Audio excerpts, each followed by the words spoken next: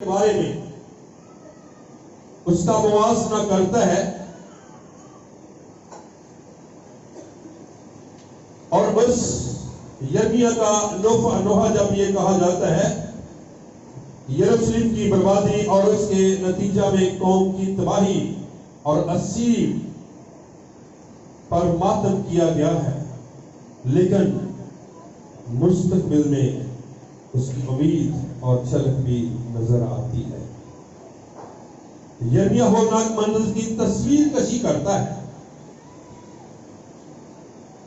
دو خیموں کی بات کرتا ہے۔ پہلا خیمہ ہے، وہ کہتا ہے کہ خیمہ باغی خیمہ۔ کسی کو پتہ ہے باغی خیمہ کیا ہوتا ہے؟ جو پرانے لوگ ہیں شاید ان کو پتا۔ باغی خیمہ جو ہوتا ہے نا،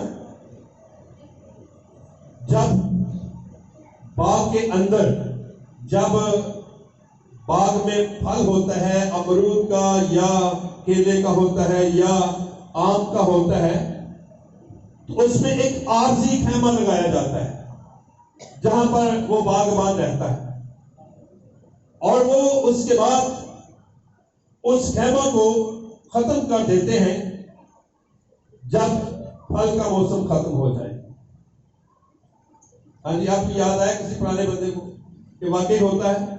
کتنے لوگ کو پتا ہے کہ خیمہ باغی خیمہ، کہ جب باغ کے اندر خیمہ لگایا جاتا ہے، جب ہم گاؤں کے لوگ ہمیں پتا ہے، ہم اسکول میں جایا کرتے تھے تو راستے میں ایک امرود کا بڑا باغ ہوتا تھا، بڑا باغ کافی لمبا چوڑا تھا، اور ہمیں پتا ہوتا تھا کہ وہ خیمہ کہاں پر لگا ہوا ہے، کس کونے میں ہے۔ ہم دوسرے کونے سے جاتے تھے اور امرود توڑ کے اپنے بیگ میں ڈالتے اور اسکول چلے جاتے تھے۔ ہمیں پتا ہوتا تھا کہ ہم خیمہ دور ہے۔ خیمہ کی بات کر رہا ہوں، وہ عارضی خیمہ جب خدا کا بندہ یرمیہ بیان کرتا ہے کہ خدا نے اس مذبح کو ایسے ختم کر دیا جیسے باغی خیمہ کو ختم کیا جاتا ہے، یعنی وہ عارضی خیمہ اس کو کہتے ہیں۔ وقتی طور پر جب پھل لگتا ہے تو باغبان جو ہے، مالک جو ہے، وہ اس کو لگا کر، اس کو چھپر بھی آپ کہہ سکتے ہیں، وہ بنا کر سائے میں رہتا ہے، رات بھی رہتا ہوگا، دن بھی رہتا ہے، تاکہ اس کی رکھوالی کر سکے۔ وہ اپنے ہاتھوں سے بناتا ہے اور کچھ ہی دیر میں اس کو ختم کر دیتا ہے۔ اور دوسرا خیمہ جو ہے وہ ہے خیمہ اجتماع، جہاں پر خدا کی حضوری، جہاں سے خدا اپنے لوگوں سے کلام کرتا، جہاں سے نبیوں سے بات کرتا، کاہنوں سے بات کرتا۔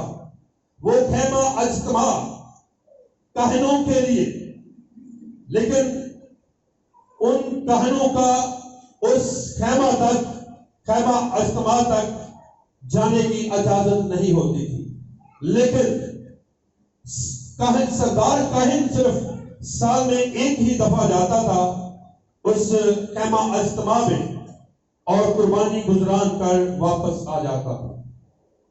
اور اگر کسی کا گناہ ہوتا تو وہ وہاں پر ہی مر جاتا تھا، کسی کو کوڑ نکل آتا تھا، بیماریوں سے مر جاتا تھا، لیکن اگر کسی کی زندگی میں کوئی گناہ یا ناپاکی یا کوئی بدی نہ ہوتی تو وہ زندہ واپس آ جاتا تھا۔ لیکن بائبل مقدس یہاں پر یہ بیان کرتی ہے اس خیمہ کو جہاں پر خدا کی حضوری، جہاں پر خدا بات کرتا ہے، جہاں پر خدا کلام کرتا ہے، خدا خود ہی اس خیمہ کو رد کر رہا ہے۔ خدا کلام مقدس میں ہم اگر 5ویں آیت میں پڑھیں تو لکھا ہے کہ خدا دشمن بن گیا، اپنے لوگوں کا دشمن بن گیا۔ دشمن بننے کی وجہ کیا ہے؟ سبب کیا ہے؟ کیوں خدا نے اس اپنے مذبح کو رد کر دیا؟ کیوں خدا نے اس خیمہ کو برباد کر دیا؟ اس خیمے کی طرح جو عارضی خیمہ بنایا جاتا ہے اور اس کے بعد اکھاڑ دیا جاتا ہے، خدا نے کیوں؟ آج اس بات کو جاننے کے لیے ہمیں جاننے کی ضرورت ہے۔ یروشلم کے لیے ماتم رونا ہے، نبی روتا ہے کیونکہ وہ بابلیوں کے ہاتھ ہیکل تباہ ہو گئی، جلا دیا گیا مذبے کو۔ کیوں جلا دیا گیا مذبے کو؟ کیا خدا کمزور ہے؟ کیا خدا اس مذبے کو بچا نہیں سکتا تھا؟ کیا خدا اتنا کمزور نظر آ رہا ہے؟ نہیں، خدا نہ کمزور ہے اور نہ ہوگا۔ لیکن یہاں پر کیوں ایسا ہوا؟ کیوں وہ خیمہ برباد ہو گیا؟ کیوں خدا نے ان بابلیوں کو اجازت دی؟ کیا وجہ کیا ہے؟ آج ہمیں اس بات کے لیے جاننا ضروری ہے کہ اس خیمہ کی طرح جو باغی خیمہ ہوتا ہے، عارضی خیمہ ہوتا ہے، اس کی طرح وہ جلا دیا گیا، ختم کر دیا گیا، تباہ کر دیا گیا۔ کیوں خدا دشمن بن گیا اپنی قوم کا؟ اس کی وجہ کیا ہے؟ وہ بابلیوں کے ہاتھوں چلے اسیر ہو گئے۔ آج اس بات کو دیکھیں، ان لوگوں نے، کاہنوں نے، یہاں پر ہم لفظ استعمال ہم نے سنا ہے، دیکھا ہے کہ اس نے کاہنوں کو ذلیل کیا ہے۔ وجہ کیا ہے؟ کلیسیا سمیت، کاہنوں سمیت لوگ خدا سے دور ہو گئے ہیں، خدا کے کلام کو رد کر دیا گیا ہے، خدا سے علیحدہ ہو گئے ہیں، خدا کو ہر کام میں رد کرتے ہیں، اپنے کاموں کو ترجیح دیتے ہیں۔ اور اسی طرح خدا بھی ایک سوال کرتا ہے ان کاہنوں سے، کیوں خدا نے ان کاہنوں کو ذلیل کیا؟ کیوں خدا نے اس قوم کو ذلیل کیا؟ کیوں خدا کا قہر، کیوں خدا کا غصہ اس قوم کے لیے بھڑکا اور خدا نے بابلیوں کو حکم دیا اور وہ بابلیوں کے ہاتھوں اسیر ہو گئے؟ اس کی وجہ کیا ہے؟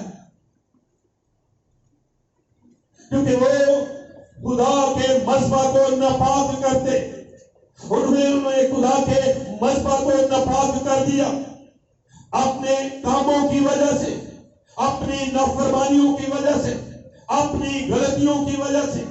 انہوں نے کلام کو رد کرنا شروع کر دیا، خدا کی باتوں کو رد کرنا شروع کر دیا، کیونکہ کلام مقدس میں یہ لکھا ہوا ہے، خدا جب وہ مصر کی غلامی سے آزاد ہو کر نکلتے ہیں تو خدا نے کہا تھا کہ تم میری عبادت کرنا اور صرف مجھے سجدہ کرنا، تو لیا کر رہی تھی کہ وہ بت پرستی کی طرف چلے گئے، خدا کے مذبح کو ناپاک کر دیا ہے۔ اس لیے کلام مقدس میں لکھا ہے کہ خدا کو غصہ آیا اور خدا دشمن بن گیا ان لوگوں کو۔